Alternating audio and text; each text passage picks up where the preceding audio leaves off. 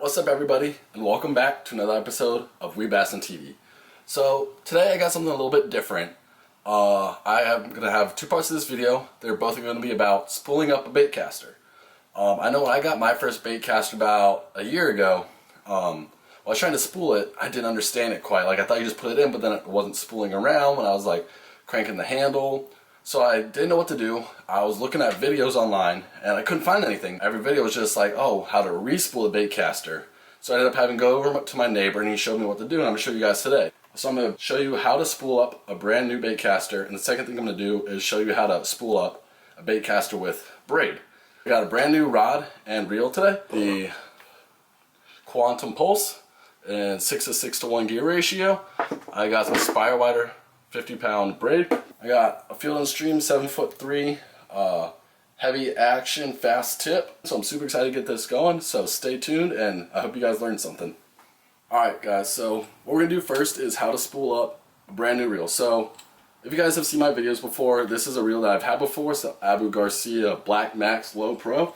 I have it paired up with a 7.0 Shakespeare medium heavy fast action rod, but because I'm going to put the braid on my brand new reel. So I'm going to show you guys what to do when you get your brand new bait casting reel.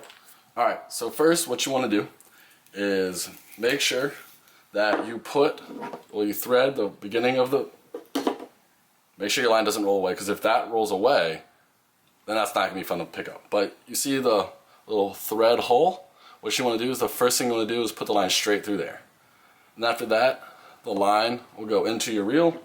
With this specific Abu Garcia, there's little holes in the middle, so I usually use that to make it easy to get the line all the way around the reel. So what I do is I just stick the line into one of the holes, like that, do one full rotation of the spool, and then it brings it back up. What you want to do now is make a slip knot. So what you're going to do is you're going to take the line that's all the way wrapped around the reel, you're going to take the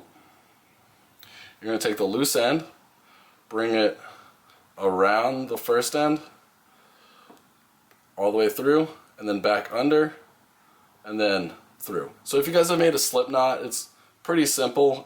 If you don't know what I'm talking about, you can go look up knot animations that they have. If you type in like a certain knot on Google, it'll pop right up, animation knots or something like that. So what you're going to do is you're going to pull the slip knot nice and tight. So it should look like that so far. Now what you want to do with this tag end, you're going to do an overhand knot.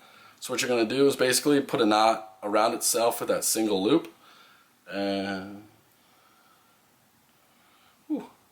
once you get that knot, pull it tight. Now when you pull it tight from the front, it's going to cinch the slip knot. Now because of that overhand knot right in there, that tag line isn't going to go straight through like a normal slip knot would. So because you made that little overhand knot, it's going to keep everything nice and tight in there. So what you're going to do now is, I have these little mini pliers. They're absolutely perfect for cutting anything fishing line related. Cut that tag end. There we go. Perfect. And then pull it again. Make sure it's good. All right. So with brand new reels, what happens when you get them, like straight out of the package, is everything's loose. All right. So what happens when the drag is all the way loose? If you look at the spool, it's spinning and not really taking any line. That's because the drag is so loose. So what you need to do is take this star drag right here and twist it forward. You can twist it all the way, you can twist it most of the way. Now what's going to happen is that spool is actually going to start taking line because there's traction.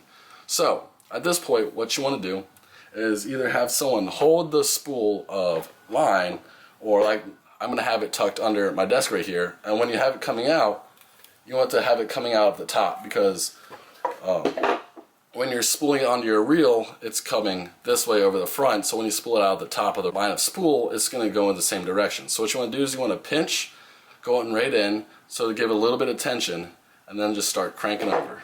Alright, so now when you know to stop, what I usually do is when there's about a 1/8 of an inch left in the spool, empty. So if you look real close, you can see there's a tiny amount of space left, and that's where I leave it. Alright, so that was the first part of the video of just straight mono on that reel. So now what we're going to do now is we're going to put on braid on my brand new reel. So braid is a little bit different than mono. So mono is what the majority of beginners use, such as myself. I use Eagle Claw. There we go. Eagle Claw 15-pound test.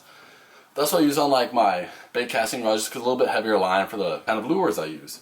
So there's monofilament, which looks like that, and then I got the spider wire 50-pound braid in moss green, because I feel like that'll look cool on the reel. So it's a little bit different of a texture. So the thing with braid is you have to back it to the reel somehow. That's because braid is like slippery, so it'll just slip around the reel and you won't be able to fully spool it. So I've heard you can either use like electrical tape or a couple other things, but what I'm going to do is I'm going to back it with mono. So what that means is for the first 5 or 6 times around the spool, I'm going to use monofilament, and then I'm going to connect the mono and braid together. So this also helps braid last a little bit longer because braid is much more expensive than monofilament. This was 760 yards of 15-pound test, and that was probably $6. This is 125 yards of 50-pound test, and this was $16. So it's much more expensive, but for the application I'm going to use it for, such as like jigging and flipping, it's going to be what it's best suited for. So I'm going to show you guys how to do that. So stay tuned. Alright, so now we're going to start spooling up a brand new reel. So we're going to start the same as before, as we're doing the first reel. This is the monofilament I'm using to back the braid. Make sure you put it through the little spool hole. Oh, make sure you tighten up the drag. There we go. Tighten that baby up. Bring it all the way around the one full circle. And then make the slip knot. Perfect.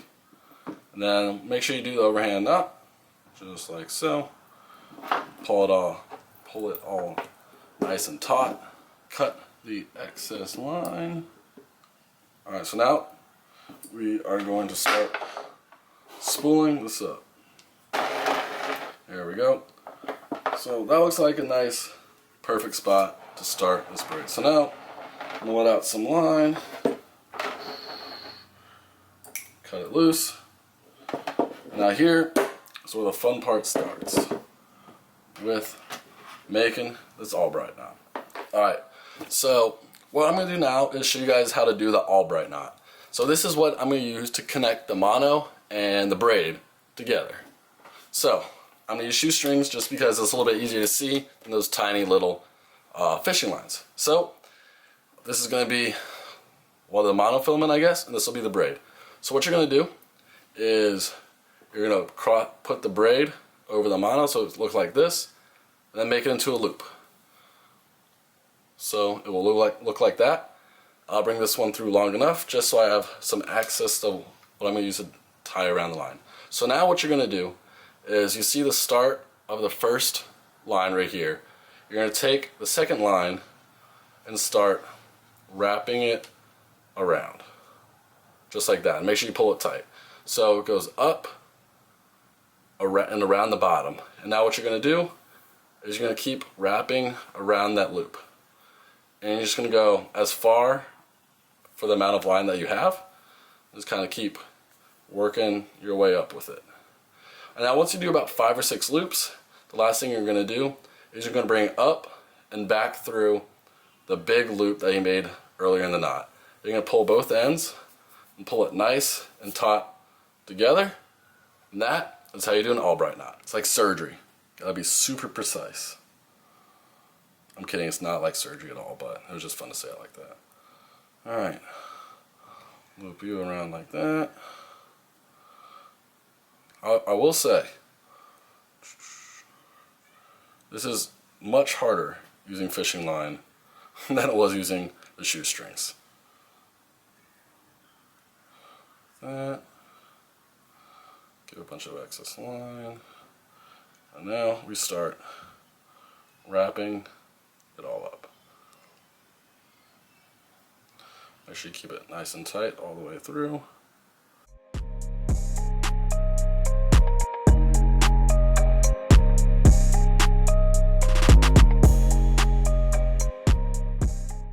Alright, now we're going to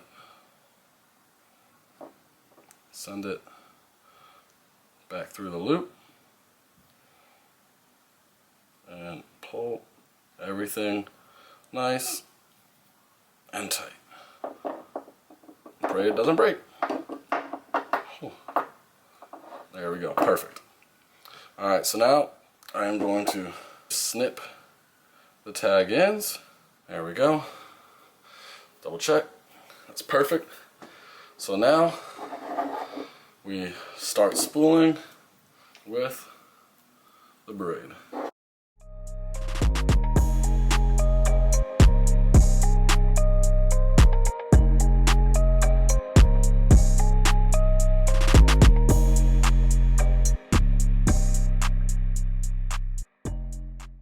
We end it with a little bit left on the side.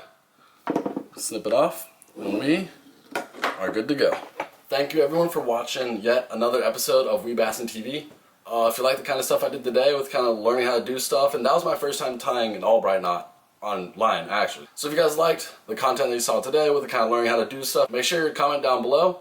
Remember to like, comment, subscribe to Weebassin TV, follow me on Instagram, follow me on Fishbrain, and have a great day, evening, night, whatever it is when you watch this, have a great one. This is Weebassin TV, and we out.